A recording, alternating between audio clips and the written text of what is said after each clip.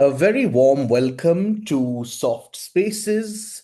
And today, as usual, actually, we're discussing another very important facet of the realm of mental health, which is unsafe worlds. We are calling this particular session Finding Home Inside, Building Safety When You Never Had It. And I think it might be fair to say that, particularly when it comes to women, and I don't think this is an Indian or a national phenomenon or tragedy. Unfortunately, it's global. That a lot of people, women in particular, do find themselves in situations and circumstances where they don't feel safe. What's terribly ironic is that oftentimes these threats and the imminent chance of danger comes from within the most sacred, sanctimonious, and intimate spaces that these individuals inhabit, from within the home, from within the family. And more recently, we've had a spate of cases where at workplace, we've heard of harassment and sexual abuse at hospitals with young doctors. So there seem to be sort of two ways in which this works.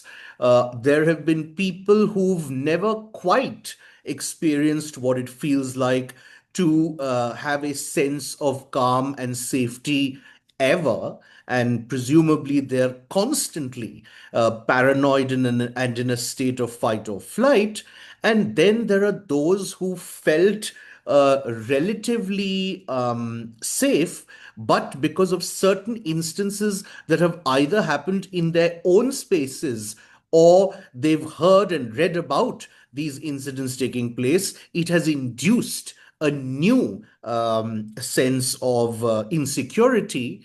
Uh, in any case, it's very sad and it really pains me as a man that by and large, women in general do not feel safe. It's as simple as that. Uh, so much so that it becomes so innate to their way of being that over a period of time they have evolved reacting and responding to that ever present, omnipresent threat. You see changes in their posture, body language, etc., that have crept in over a period of time because of this loss of feeling safe. So that was sort of my two bits on this, and I'm now going to welcome our resident expert, Khushi from Khushiyaan Clinic. As you know, Soft Spaces is brought to you by Khushiyaan Clinic and Driveway Devi, and it's our series that we do every now and again, picking a vital theme and talking about it. And Khushi, who is the founder of Khushiyaan Clinic, as usual, joins us to enumerate more on this. Welcome, Khushi. Thank you, Karthik. So I want to start with something a client said to me, which also stayed with me. She said that she has never worn her favorite red dress, not because it doesn't she doesn't like it or it doesn't fit well on her. It's because she's never felt safe enough to step out in that dress. So when we talk about women's safety and how women don't feel safe across situations, environments, whether it's a place, whether it's a route, is something that I'd like to address. So there's this author called Justice Leila Seth. In her memoir, she talks about, which is called On Balance. She talks about when systems fail to protect the most vulnerable, silence becomes survival. But survival is not living. And that's the gap therapy must address. in a room for perhaps the first time, a doctor should be allowed to cry without being told that she's weak. A Hmm. woman is allowed to name harassment without being questioned on her dignity or grace. Safety isn't earned, it should be given. Hmm. Okay. So we as therapists aren't there to fix the world, but we can offer a soft, steady corner where someone relearns what it feels like to be safe, held, and heard. So, the important facets of therapy is providing a safe space, which most therapists use in their, regular language. So I hope we as a society can strive and create that safe space for everyone that is present. Well, until we do, I'm very, Yeah. very glad that at least therapy and therapists strive to do that. Um, there have been so many instances in India Yeah. where attempts have been made. Now, of course, there's this entire big, not really debate, but one understands and acknowledges that really, in order to bring about a tectonic, deep rooted causal Mm. mindset shift. One would have to go right down to bringing up children, parenting at a very formative stage, the way we bring up our boys, girls, etc. But I suppose until that happens, and it's a slow burn, there have been many, many things that have been done, but somehow they tend to lose steam. I remember in the sort of earlier days of the Kejriwal government in Delhi, there was this entire campaign where lots and lots of streets had been identified that weren't lit enough.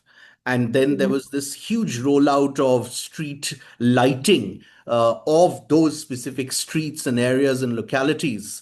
But somehow, these things tend to run out of steam. Now, what I want to get to is we can, I suppose, segment safety also, because, of course, the way it impacts is, very sort of holistic, but Yeah. there is physical body safety and then there's emotional safety. Talk a little bit about that.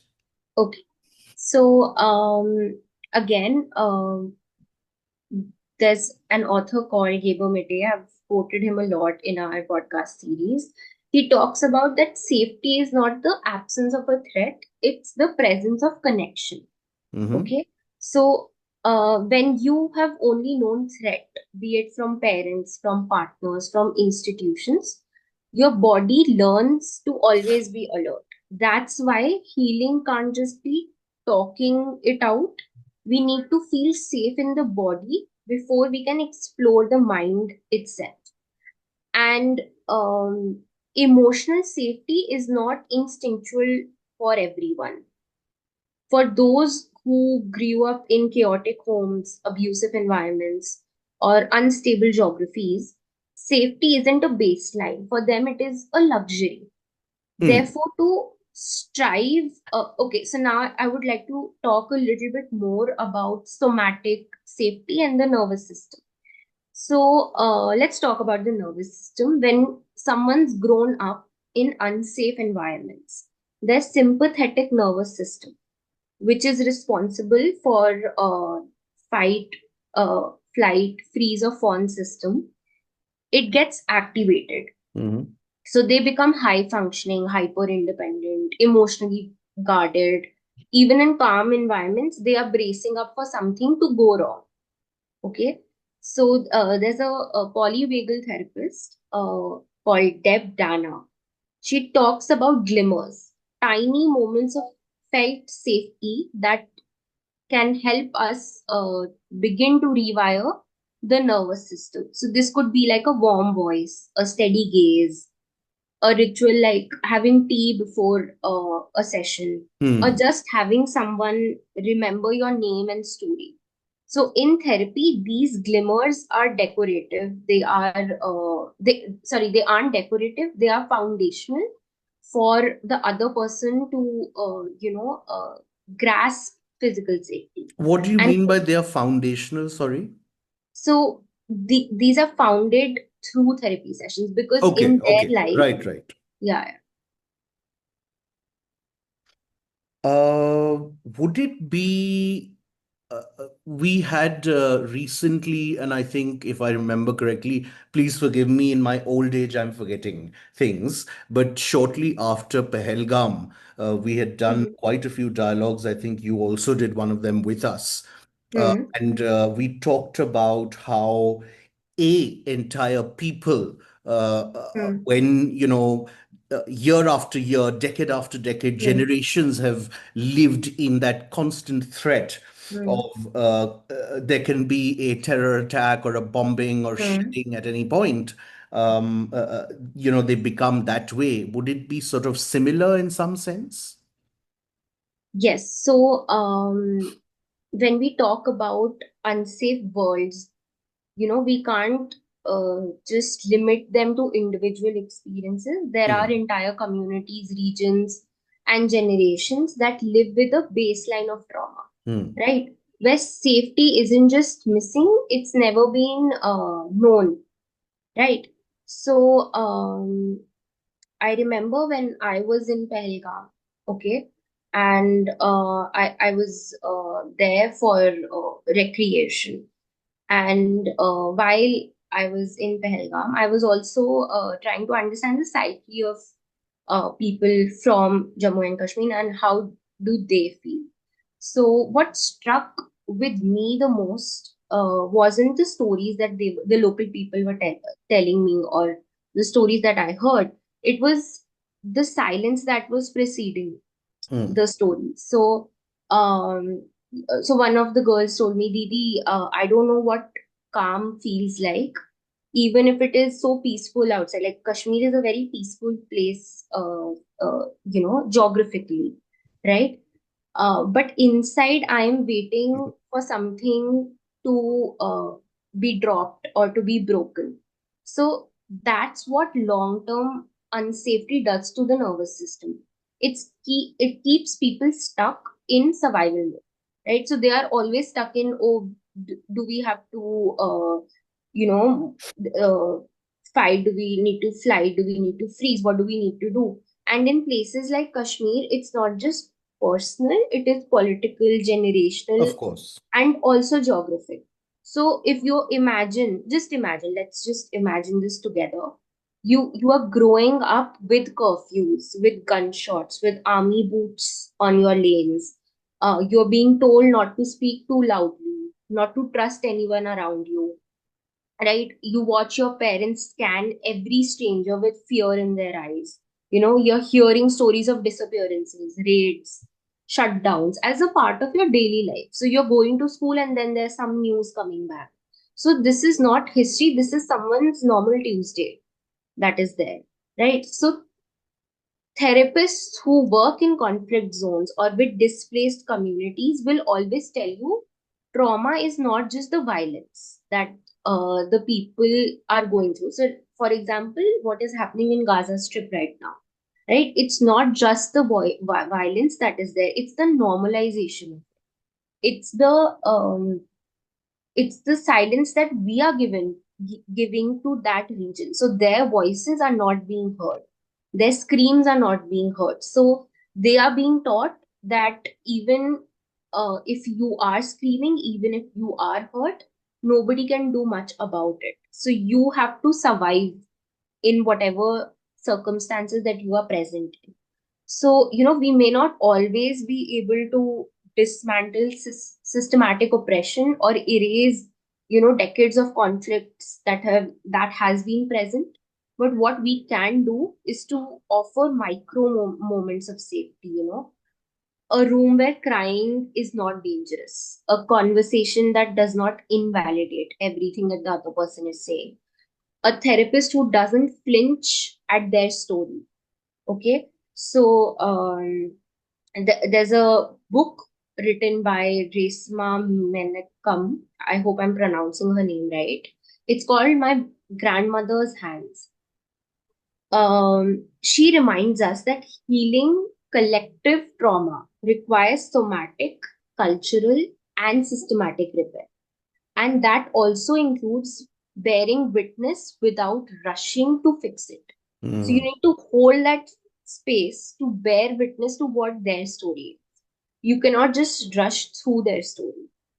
So yeah. Very, very important points. Two thoughts are coming to my mind that I'd like to quickly share.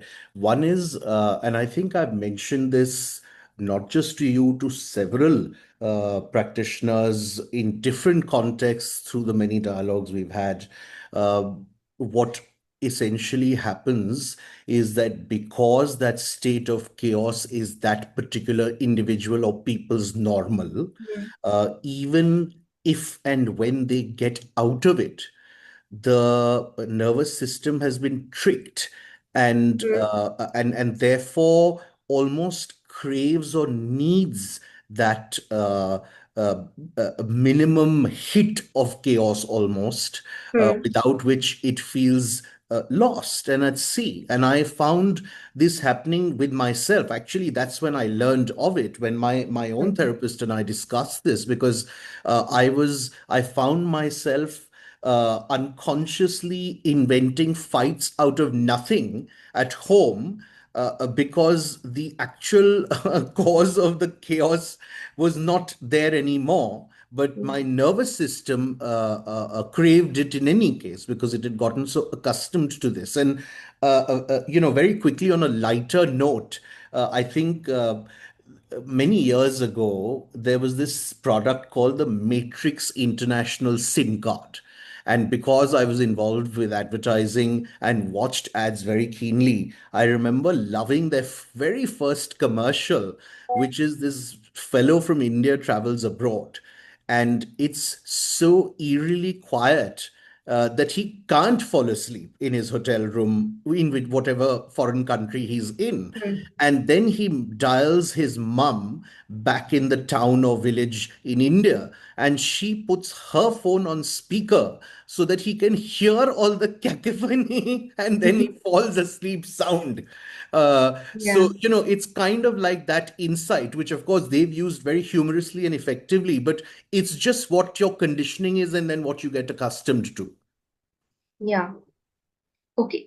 So, even when physical danger is over, the body doesn't always get the memo that the physical danger is not there anymore. Yeah.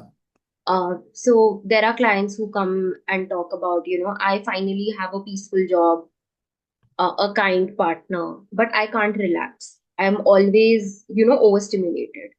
And that's what chronic survival does, right? It makes fight or flight or feel so familiar, even addictive at times. There's a weird sense of comfort in always being Yes. alert because rest feels very unsafe, very uncertain. Stillness will become feels like suspiciousness. Joy feels fleeting. That, oh, I'm happy right now. Will I always be happy?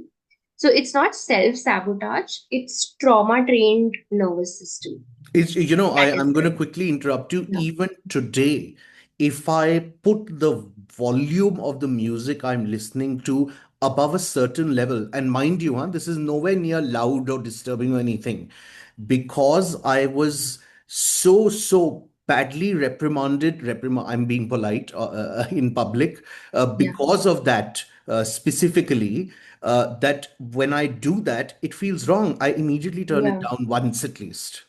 Because you're conditioned to that, right? You're conditioned to a response of, playing music loudly, and then there is going to be a certain kind of Yeah. response, right? So uh so Dr. Stephen Paul, he's a polyvagal theorist who teaches us that nervous system learns to scan for danger based on past survival, not the present reality. Hmm. Okay.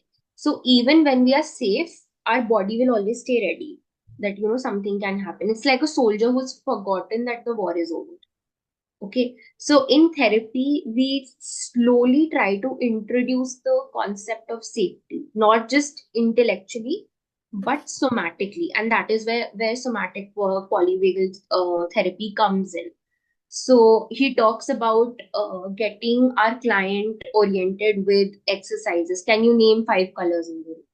or vocal toning. Try humming softly, feel the vibration in your chest, or self touch, hand on heart, weighted blankets, or breathing work.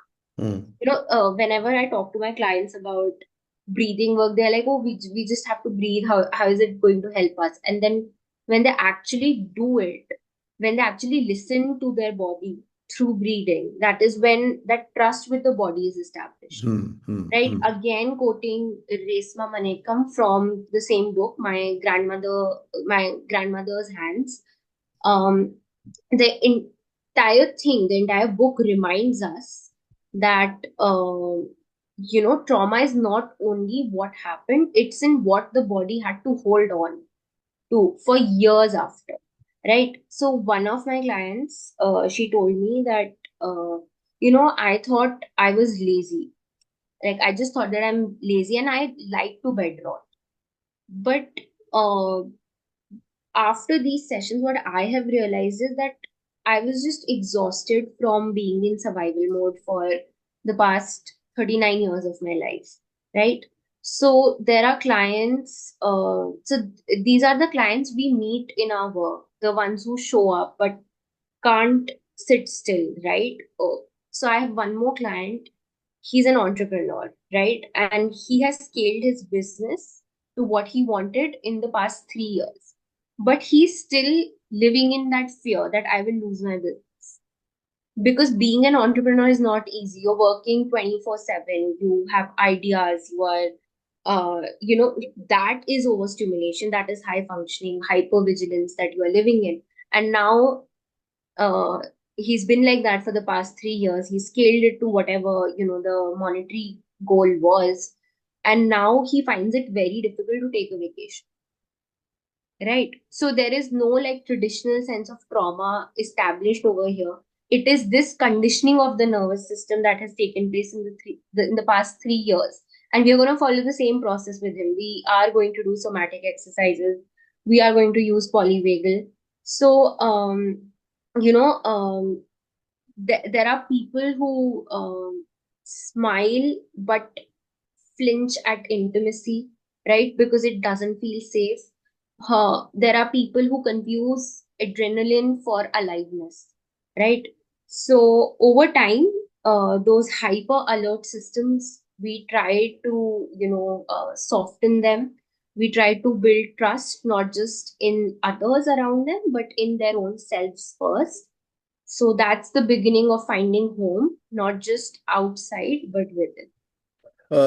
I love the example you used because it has really clarified things. And you've sort of answered my next question, but I'm going to share because there's a slight sort of nuance within it. Now, of course, there is a situation where, as we discussed in the beginning, there might be an individual who has never known Hmm. a sense of safety. And then there are those from whom it has been taken away as a consequence of a direct or indirect event later in life.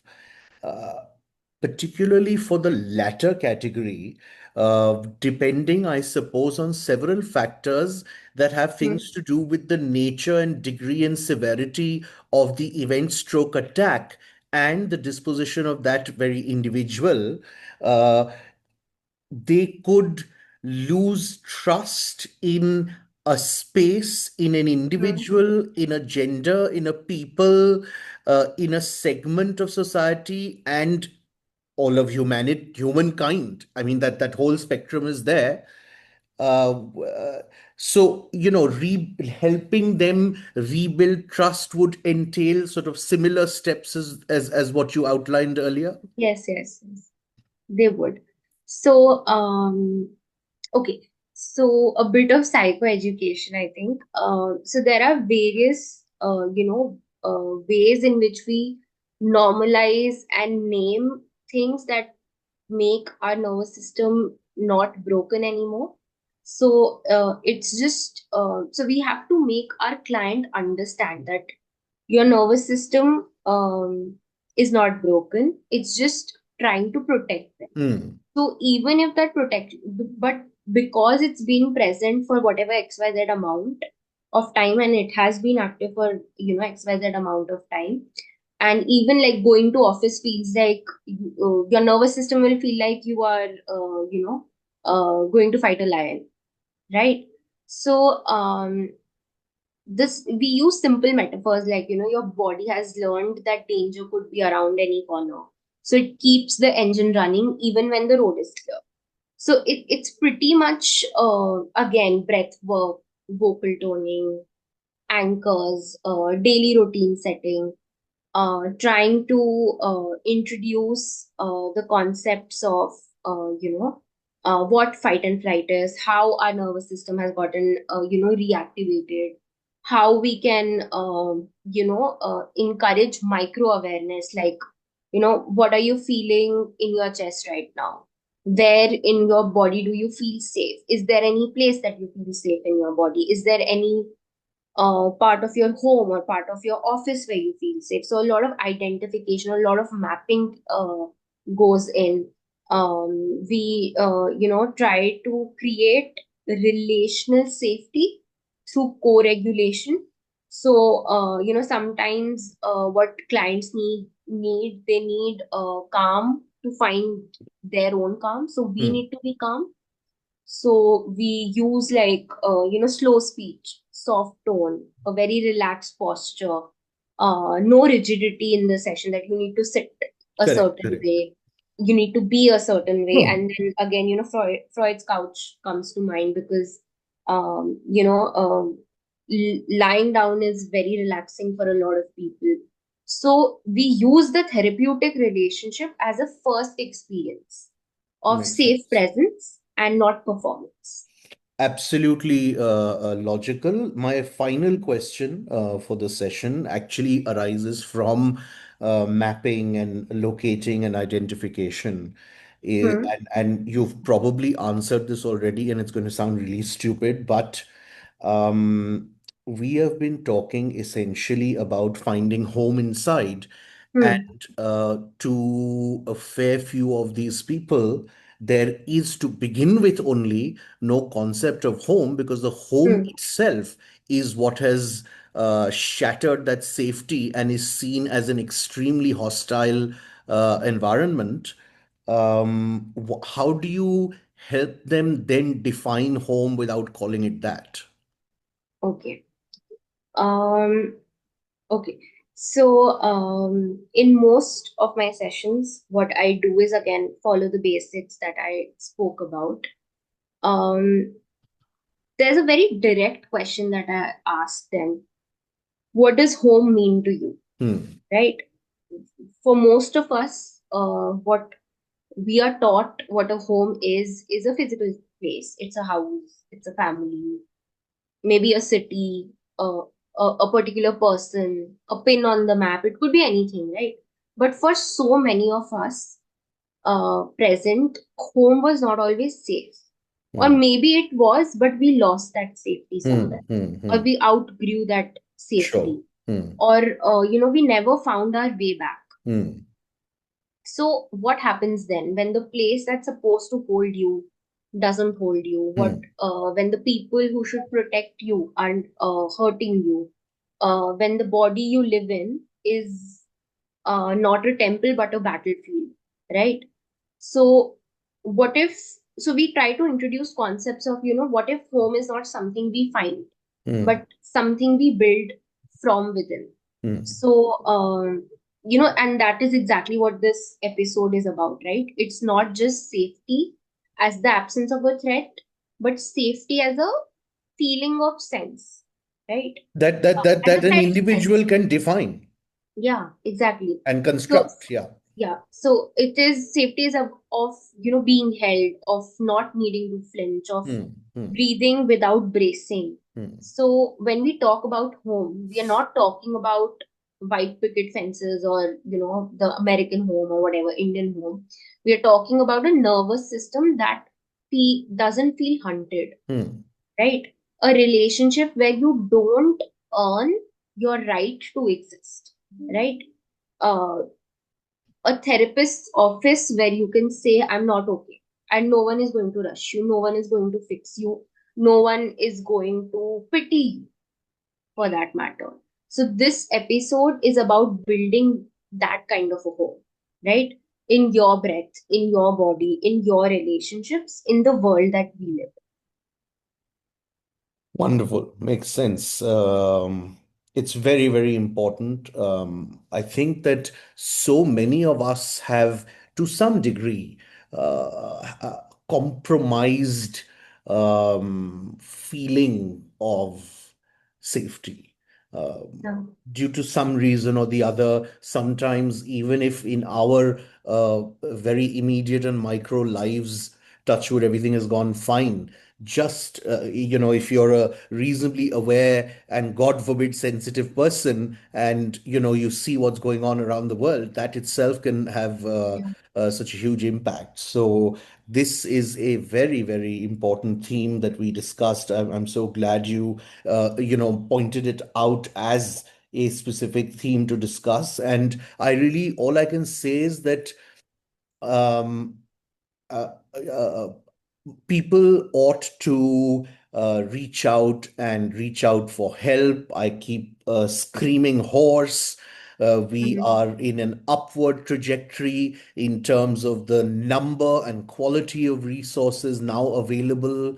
So please, please, please reach out, seek help, because, like Kushi very rightly said, this is not something that should be earned, or it shouldn't be rewarded Yeah. as a consequence of XYZ actions or whatever. This is like our right.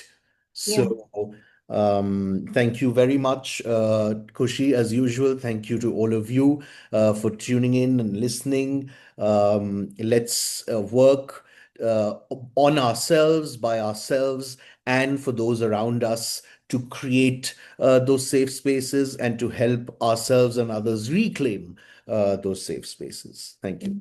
Thank you.